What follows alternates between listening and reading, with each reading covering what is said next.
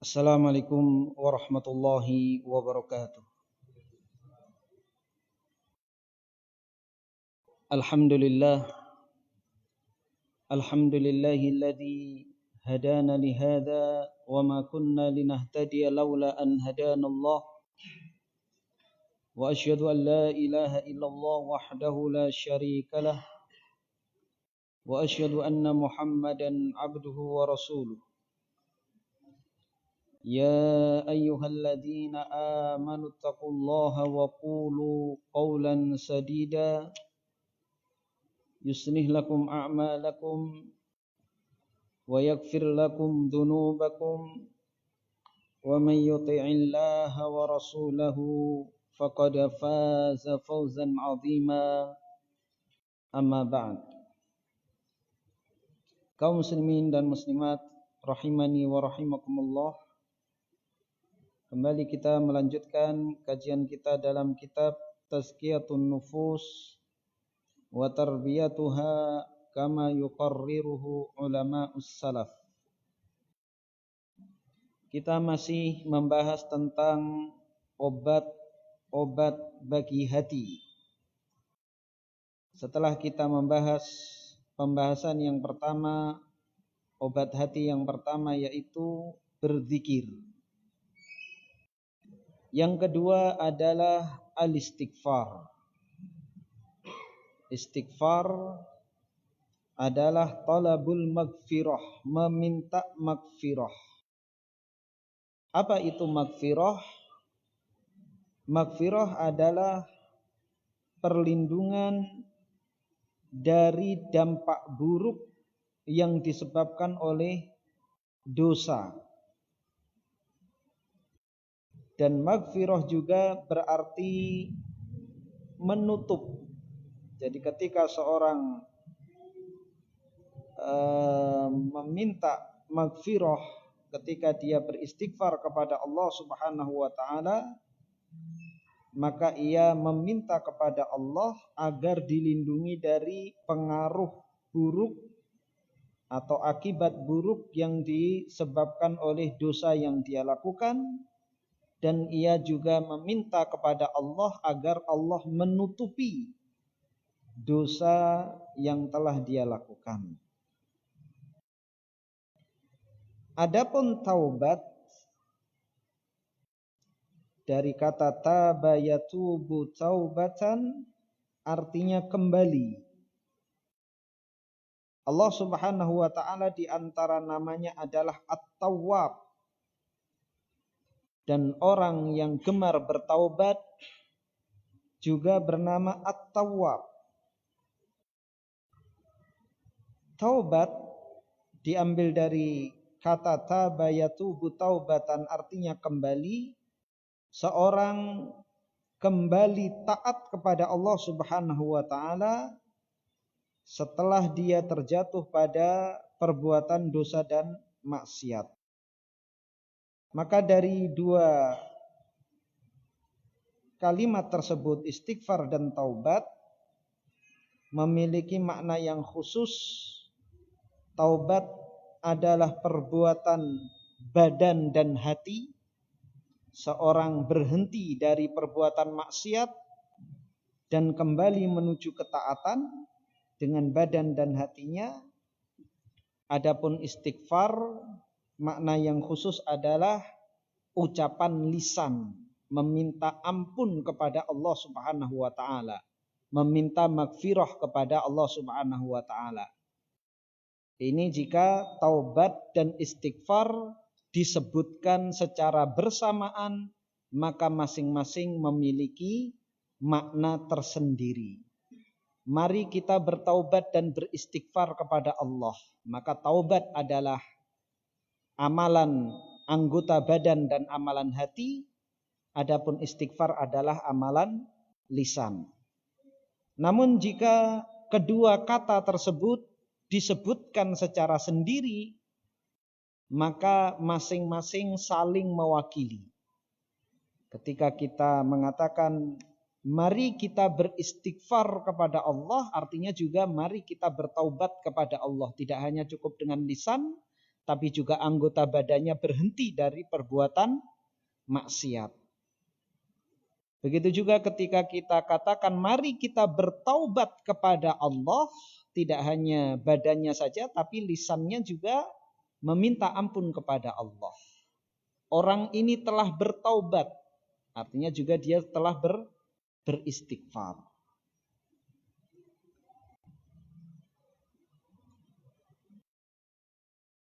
Wat-taubatu ibaratun 'anil iqla'i 'anidz dzunubi bil qalbi wal jawarihi. Dan taubat adalah satu bentuk, satu ungkapan seorang berhenti atau meninggalkan dosa-dosanya dengan hati dan anggota badannya. Wa hukmul istighfari ka hukmid du'a'i fa insyaallahu ajabahu wa ghafara li sahibihi. Dan hukum istighfar seperti hukum berdoa. Jika Allah berkehendak, maka Allah Subhanahu wa taala akan mengijabahinya dan mengampuni orang yang beristighfar. Artinya ada doa yang diijabahi, ada doa yang tidak diijabahi. Ini bergantung pada sisi orang yang berdoa. Seorang yang lalai dalam berdoa, tidak khusyuk dalam berdoa, hanya berdoa dengan lisannya saja tapi hatinya tidak hadir. Begitu juga orang yang beristighfar, dia beristighfar hanya dengan lisannya saja tapi anggota badannya tidak berhenti dari perbuatan tersebut. Semisal melihat aurat wanita dia mengatakan astagfirullah, tapi tetap dilihatin saja. Maka ini hanya di lisan saja, hatinya tidak. Anggota badannya tidak ikut serta dalam istighfar tersebut. Maka hukumnya seperti hukum doa. Jika Allah Subhanahu wa taala menghendaki, maka Allah Subhanahu wa taala akan mengijabahi, akan mengkabulkan istighfar tersebut. La siyama idza kharaja an qalbin munkasirin bidzunubi aw sadafa sa'atan min sa'atil ijabati kal ashari wa adbaris shalawat. Terutama jika keluar dari hati yang penuh penyesalan dengan dosa-dosa atau bertepatan dengan waktu dari waktu-waktu diijabahinya doa. Seperti waktu sahar, yaitu waktu sebelum terbitnya fajar, waktu makan sahur, dan tidak harus makan sahur. Yang dimaksud adalah waktunya. Waktu sebelum fajar adalah waktu diijabahinya doa. Wa adbaris salawati, dan setelah sholat 5 waktu. Maka kita dianjurkan pertama kali yang kita ucapkan selesai salam adalah beristighfar. Wa yurwa an Luqman annahu qala libnih, dan diriwayatkan dari Luqman bahwasanya ia mengatakan kepada putranya, ya bunai awid lisanaka Allahumma gfirli fa inna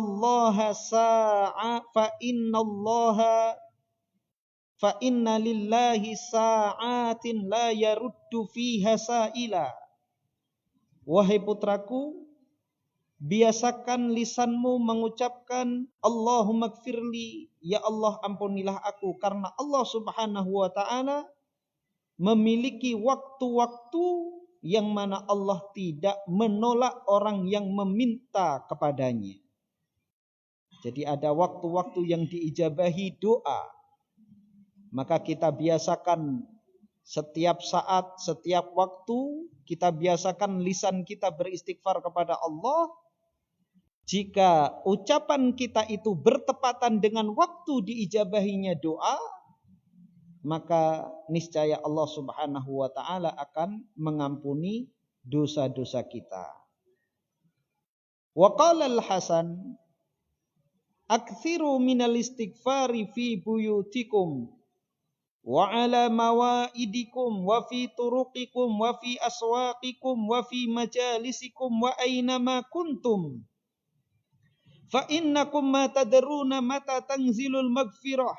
Berkata Al-Hasan, perbanyaklah beristighfar di rumah-rumah kalian, pada hidangan makan kalian, di jalan-jalan kalian, di pasar-pasar kalian, dan di majelis-majelis kalian, serta dimanapun kalian berada. Karena sesungguhnya kalian tidak mengetahui kapan turun maghfirah, ampunan dari Allah Subhanahu wa ta'ala. Maka dimanapun kita berada, kapanpun kita biasakan lisan kita untuk membaca istighfar. Astagfirullah, astagfirullah, astagfirullah. Karena kita tidak tahu kapan dan di mana turunnya maghfirah dari Allah Subhanahu wa ta'ala. Wa fi sahihil Bukhari an Abi Hurairah radhiyallahu anin Nabi sallallahu alaihi wasallam qala, di dalam Sahih Bukhari dari Abu Hurairah radhiyallahu an, dari Nabi sallallahu alaihi wasallam bersabda, wallahi inni la astaghfirullah wa atubu ilaihi fil yaumi aktsara min 70 marrah. Rasulullah bersabda, demi Allah, sungguh aku benar-benar beristighfar kepada Allah dan bertaubat kepadanya dalam sehari lebih dari 70 kali. Ini Nabi yang maksum, yang terjaga dari kesalahan. Beristighfar kepada Allah Subhanahu wa ta'ala dalam sehari lebih dari 70 kali. Maka terlebih kita yang tidak ada jaminan dari Allah Subhanahu wa ta'ala, maka hendaknya kita memperbanyak bertaubat dan beristighfar kepada Allah Subhanahu wa ta'ala, minimal seperti Nabi sallallahu alaihi wasallam dalam sehari. Karena ucapan astagfirullah wa atubu ilaih 100 kali itu tidak lebih dari 10 menit, sebentar sekali, yang akan menjadikan hidup kita barokah. 10 menit itu tidak sebanding dari kita main HP. Main HP 1 jam itu enggak kerasa. Tapi untuk duduk istighfar 10 menit, pantat kita kerasa kebakar. Dan tentunya yang paling afdol, sebagaimana berzikir dan doa, istighfar pun yang paling baik adalah dilakukan dengan duduk dalam keadaan bersuci dan menghadap kiblat. Meskipun kondisi yang lain juga bisa dilakukan dalam keadaan berbaring, dalam keadaan berjalan. Namun ketika seorang melakukannya dengan duduk di tempat yang hening, di dalam kamar atau di masjid yang tidak banyak gangguan pada indranya, baik pendengaran maupun penglihatannya, jelas ini akan menambah kekhusyuan dia dalam beristighfar. Wa fi sahihain an Abi Hurairah radhiyallahu anhu qala sami'tu an-nabiy sallallahu alaihi wasallam qala. Di dalam 2 kitab sahih, Sahih Bukhari dan Sahih Muslim, dari Abu Hurairah radhiyallahu an, ia menuturkan, aku mendengar Nabi sallallahu alaihi wasallam bersabda, inna abdan adznaba dzamba, sesungguhnya ada seorang hamba yang melakukan suatu dosa. Faqal, maka ia mengatakan, Rabbi adnabtu dzamba faghfir, wahai Rabbku, aku telah melakukan suatu dosa, maka ampunilah aku. Faqala rabbuhu, maka Rabbnya Allah Subhanahu wa ta'ala berfirman, a'alima 'abdi anna lahu rabban yaghfiru dzamba wa ya'khudhu bih, ghafartu li 'abdi. Apakah hambaku mengetahui bahwasanya ia memiliki Rabb yang mengampuni dosa dan menghukum dengan dosa tersebut? Aku telah ampuni hambaku. Thumma makatha ma sya'allahu thumma adnaba dzamba. Kemudian waktu berlalu sesuai dengan kehendak Allah, kemudian dia melakukan dosa yang lain. Faqal, maka ia mengatakan, Rabbi adnabtu akhar fakfirhu. Wahai Rabbku, aku melakukan dosa yang lain, ampunilah dosa tersebut. Faqal, maka Allah berfirman, a'alima abdi anna lahu rabba yaghfiru dzamba wa ya'khudhu bih. Apakah hambaku mengetahui bahwasanya ia memiliki Rabb yang mengampuni dosa dan menghukum dengan dosa tersebut? Ghafartu li abdi, aku telah ampuni hambaku. Thumma makatha ma syaa Allah, thumma adnaba dzamba. Kemudian waktu berlalu sesuai dengan kehendak Allah, kemudian dia melakukan dosa lagi. Faqal, maka ia pun mengatakan, Rabbi adnabtu akhar fakfirli. Wahai Rabbku, aku melakukan dosa yang lain, maka ampunilah aku. Faqal, maka Allah Subhanahu wa taala berfirman, a'alima abdi anna lahu rabban yaghfiru dzamba wa ya'khudhu bih. Apakah hambaku mengetahui bahwa ia memiliki Rabb yang mengampuni dosa dan menghukum dengan dosa tersebut?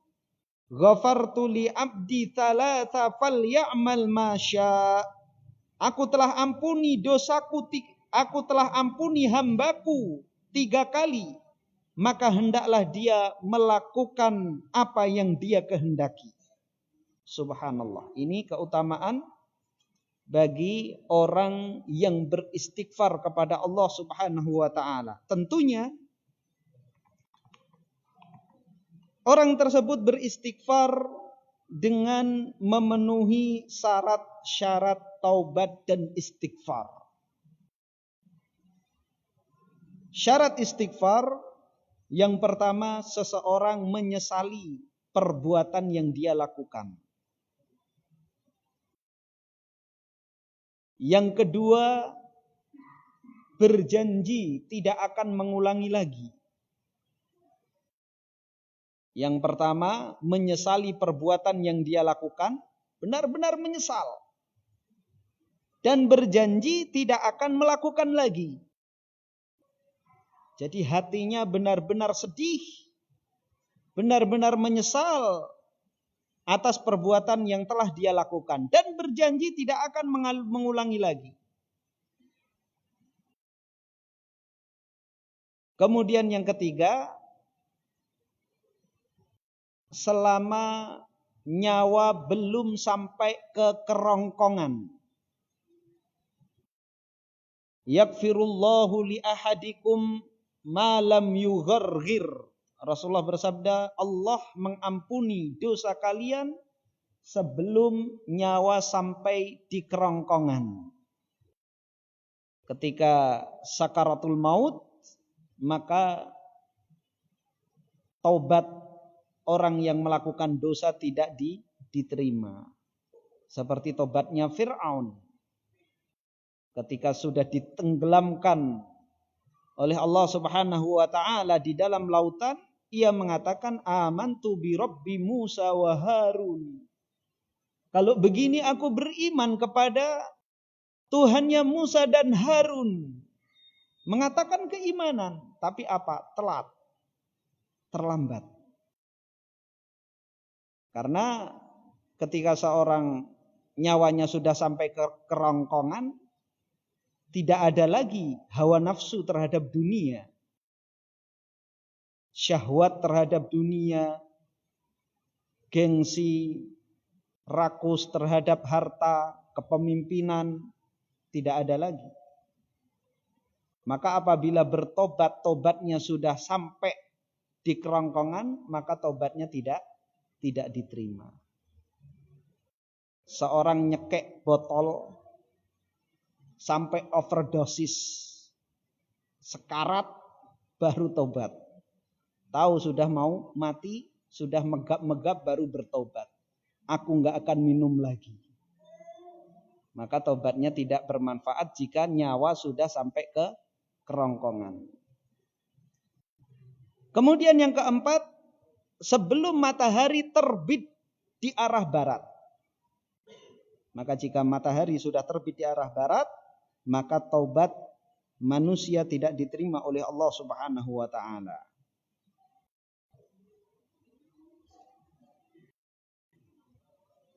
Mengakui atau menyesali dosa yang telah dilakukan dan berjanji tidak akan mengulangi.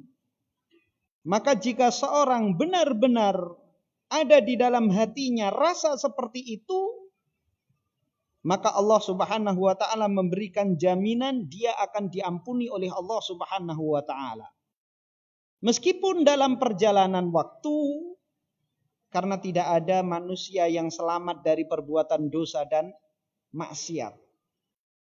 Ketika taubat, dia benar-benar taubat, menangisi dosanya.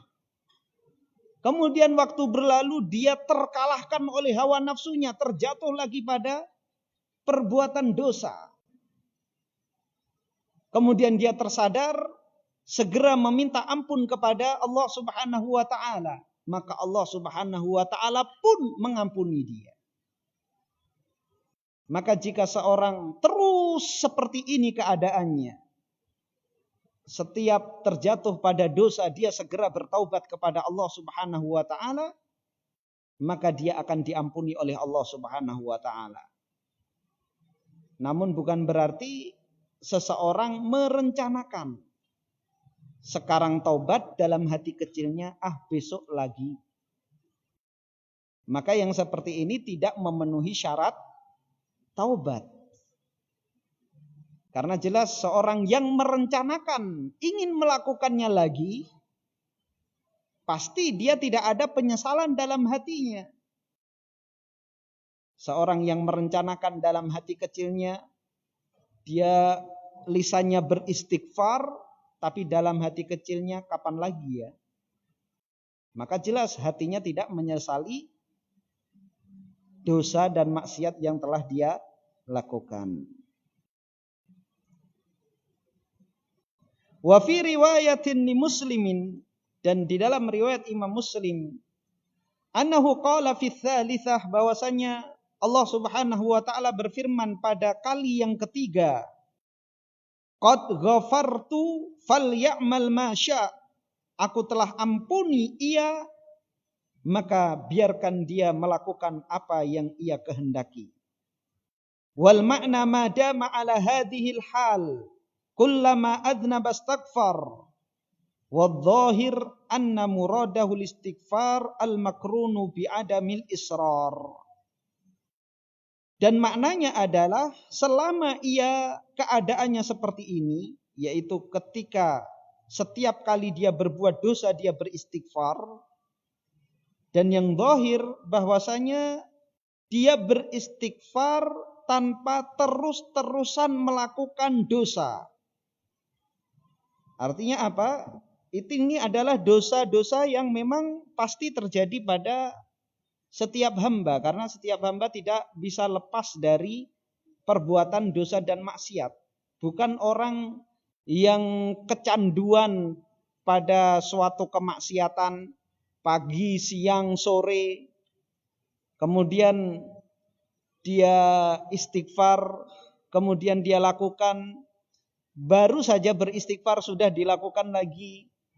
Maka bukan seperti ini, tapi dari sabda Nabi Shallallahu Alaihi Wasallam, "Tsumma makatha ma syaa Allah", kemudian waktu berlalu, artinya ada jeda yang panjang. Hasilnya dia memang ketaatan, dia lebih dominan daripada perbuatan dosa dan maksiat. Karena ahli ibadah sekalipun dia tidak lepas dari perbuatan dosa dan maksiat, baik dosa kecil atau bahkan terkadang dosa besar. Seorang ahli ibadah, dia rajin sholatnya, banyak puasanya, sedekahnya demikian. Kemudian dia terjatuh pada suatu dosa, misal menghibah, membicarakan kejelekan orang lain, atau ujub, merasa lebih baik dari orang lain. Kemudian sadar, segera beristighfar kepada Allah Subhanahu wa taala. Bukan keadaannya dia selalu berbuat seperti itu. Dia selalu menghibah, kemudian istighfar, astagfirullah, kemudian membicarakan kejelekan orang lain. kemudian astagfirullah, membicarakan lagi, memfitnah orang terus-terusan seperti itu, tidak. Tapi ini keadaan kesalahan-kesalahan yang pasti menimpa seorang hamba, karena tidak ada hamba yang bisa selamat dari dosa dan maksiat. Jadi ada jeda waktu, kemudian dia terpleset. Dan ini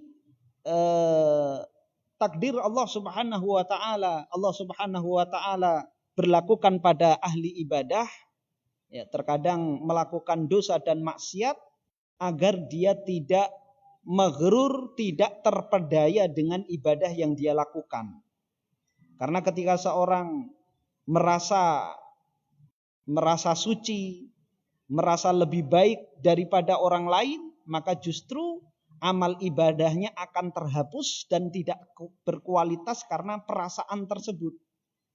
Maka terkadang ahli ibadah terjatuh pada dosa dan maksiat agar dia tidak merasa menjadi hamba yang terbaik di muka bumi ini. Dan agar dia tidak merasa telah memberikan ibadah yang sempurna kepada Allah Subhanahu wa taala.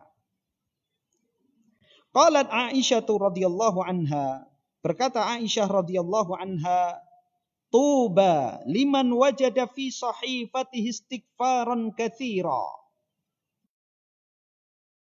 Sungguh beruntung bagi seseorang yang menjumpai di dalam catatan amalannya istighfar yang banyak. Kelak di hari kiamat, ketika seorang mendapati catatan amalannya penuh istighfar, maka dialah orang yang beruntung. Dan tuba, kata tuba secara bahasa, tuba ini adalah nama pohon di surga. Ini salah satu nikmat dari kenikmatan surga bernama tuba. Qala Qatadah, wa bil jumlah fadawa'ud dzunubil istighfar. Maka secara global obat bagi dosa adalah istighfar. Qala Qatadah berkata, inna hadzal qur'ana yadullukum ala da'ikum wa dawaikum. Fa amma da'ukum fadz-dzunub wa amma dawa'ukum falistighfar. Sesungguhnya Al-Qur'an ini menunjukkan kepada kalian penyakit kalian dan obat bagi kalian.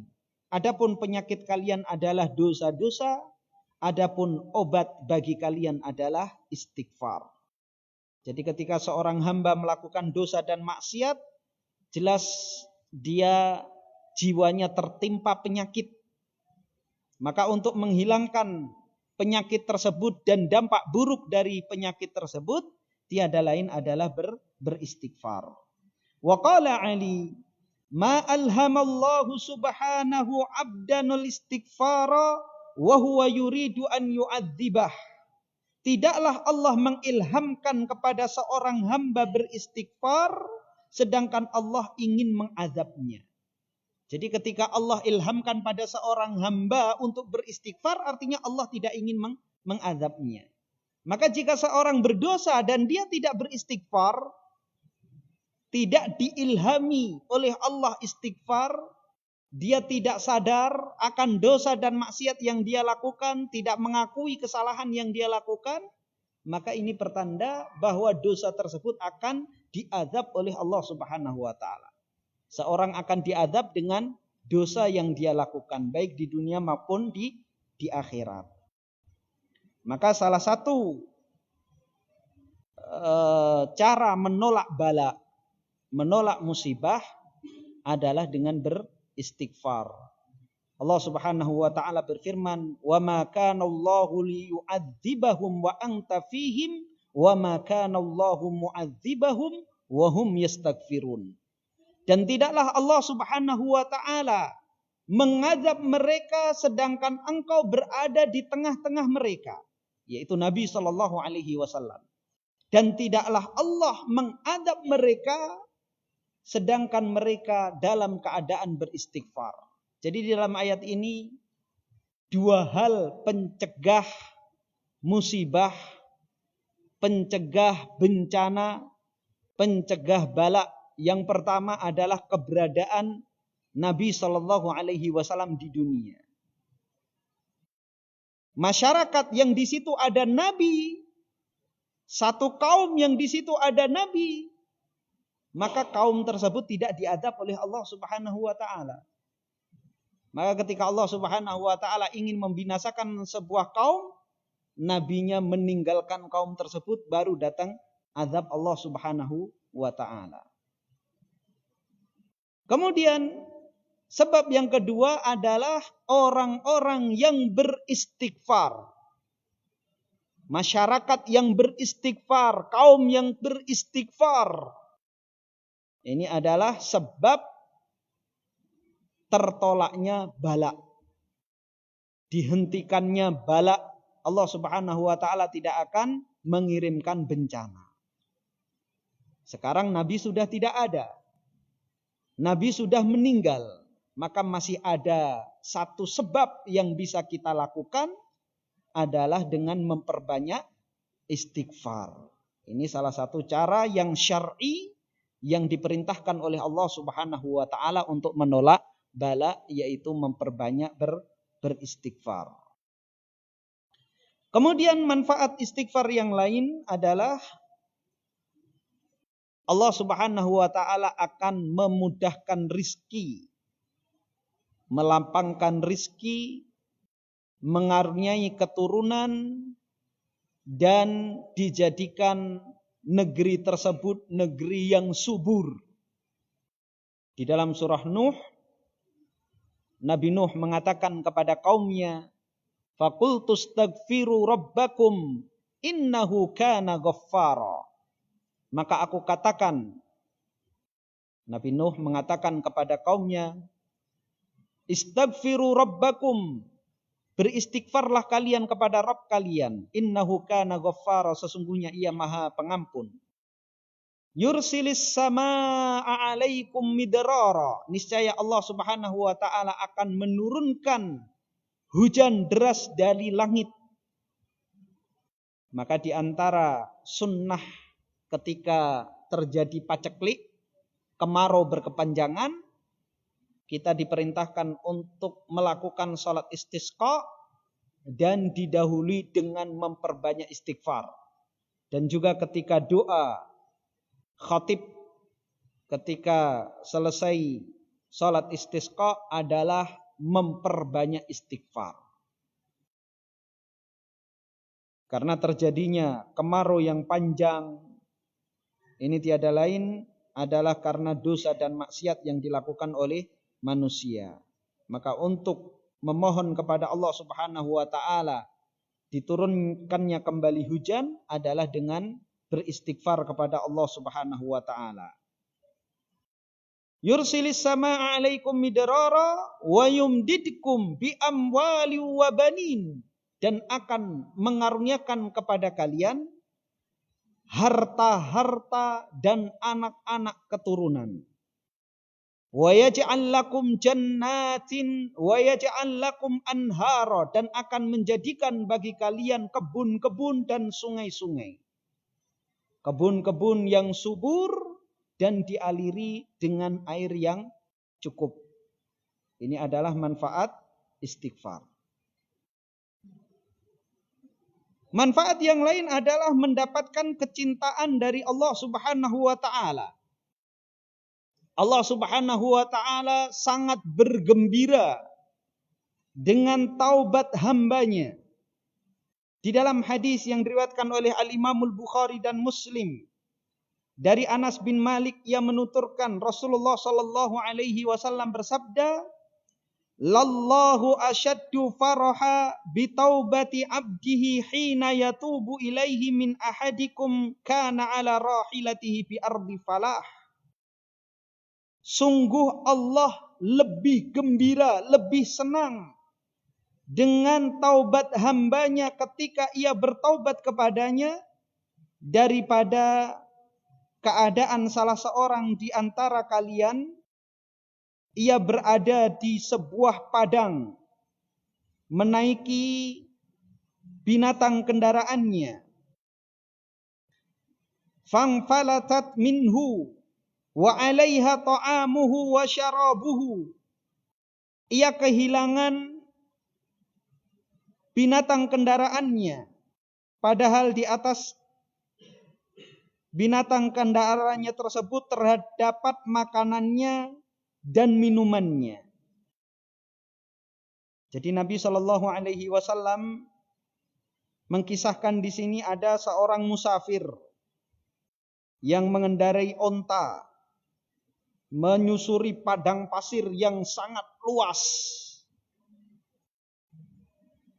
Orang yang safar di zaman dahulu menempuh padang pasir yang sangat luas, dan padang pasir itu tandus,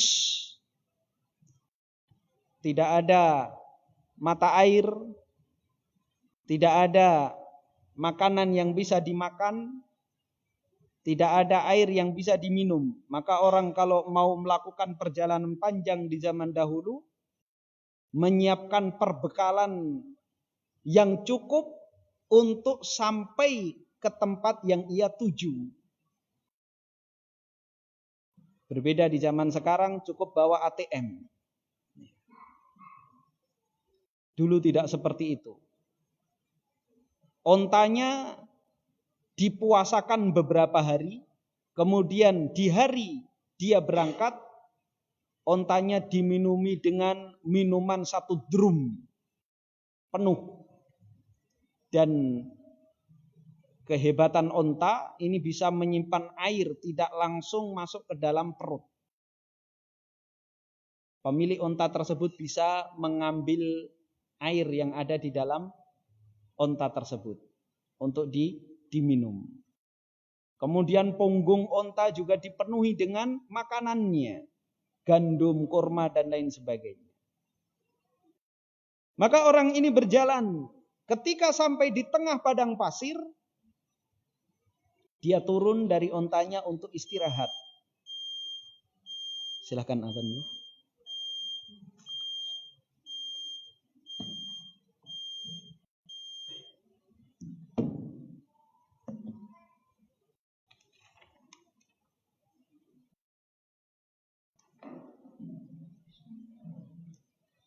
Allahu Akbar, Allahu Akbar,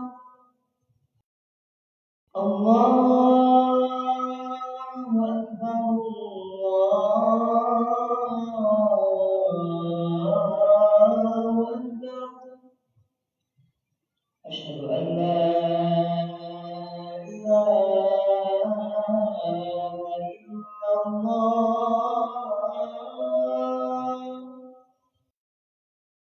Asyhadu an la ilaha illallah.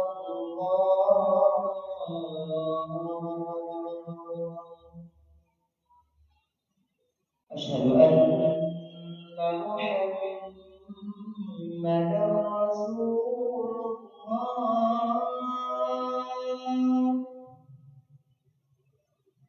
Asyhadu anna Muhammadar Rasulullah.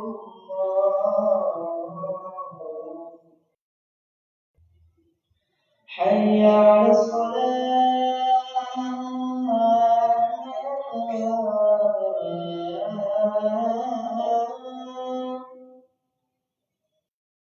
Hayya 'alas salat.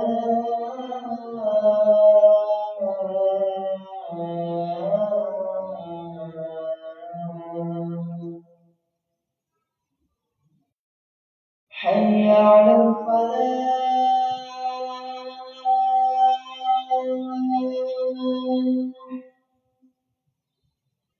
Hayya 'alal falah.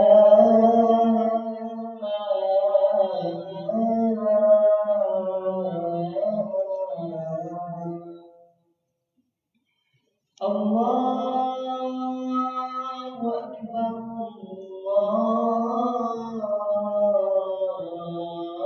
Allahu Akbar. La ilaha illallah.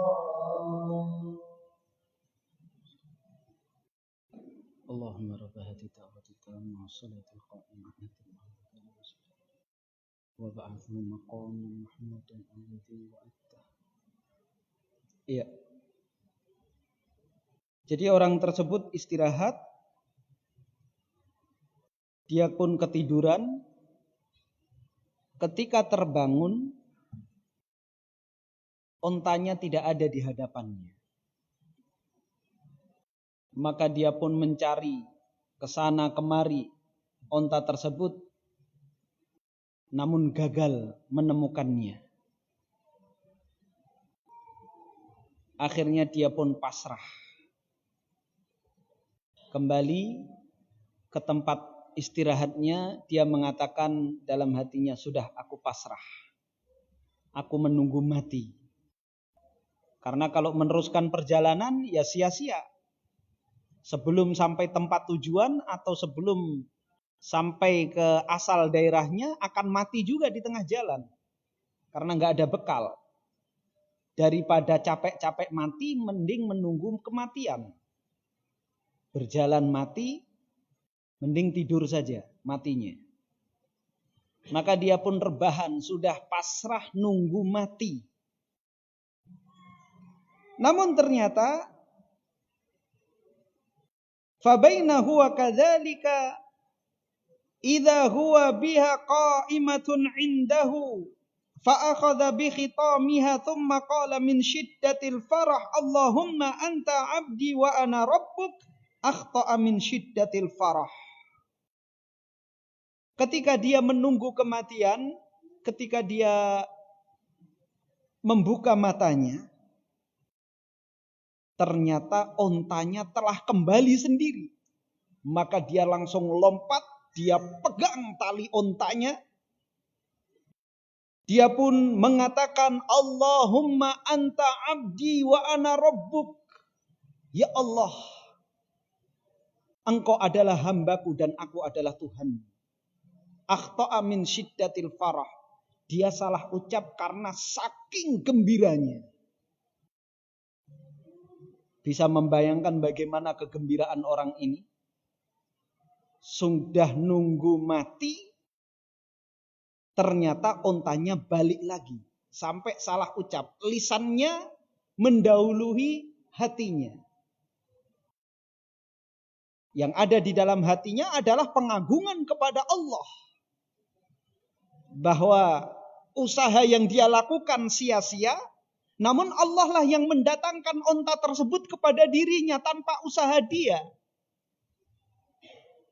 Tauhidnya muncul, tawakalnya muncul, pengagungan kepada Allah Subhanahu wa taala. Benar-benar yang mengatur alam semesta ini adalah Allah Subhanahu wa taala. Namun karena saking gembiranya bergejolak, hatinya bergejolak, darahnya karena saking gembira, sampai keliru dalam berucap. Pernah mengalami kegembiraan seperti ini? Saking gembiranya salah ucap. Kalau saking takutnya salah ucap, sering. Tapi kalau saking gembira salah ucap, mungkin belum pernah. Karena kita jarang gembira. Apa kata Nabi SAW? Allah lebih gembira terhadap taubat hambanya daripada orang ini yang menemukan ontanya kembali.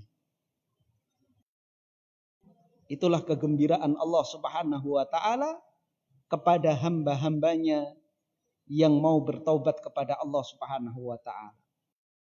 Maka rugi orang yang tidak mau bertaubat kepada Allah Subhanahu wa taala. Wallahu ta'ala a'lam bishawab. Ini tanggung sekali kalau kita menginjak bab berikutnya. Bab berikutnya adalah ad-du'a. Apabila ada pertanyaan kami persilakan. Kalau tidak ada kita cukupkan. Dan insyaallah ba'da isya kami mohon para jamaah untuk tidak meninggalkan tempat terlebih dahulu. Ada saudara kita yang memberikan jamuan makan malam insyaallah. Kita tutup dengan doa kafaratul majlis. Subhanakallahumma bihamdika asyhadu an la ilaha illa anta astaghfiruka wa atubu ilaik. Assalamualaikum warahmatullahi wabarakatuh.